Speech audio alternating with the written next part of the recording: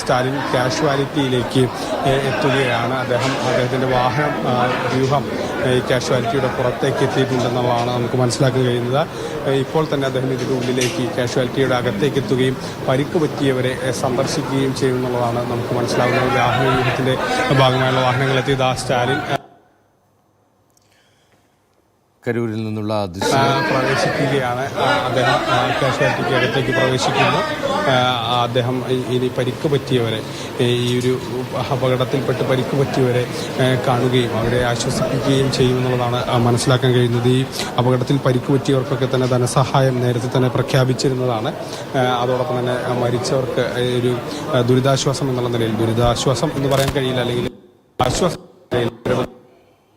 ആശ്വാസം എന്നുള്ള നിലയിലൊക്കെ തന്നെയുള്ള സാമ്പത്തികമായിട്ടുള്ള സഹായങ്ങളും പ്രഖ്യാപിച്ചു കഴിഞ്ഞതാണ്.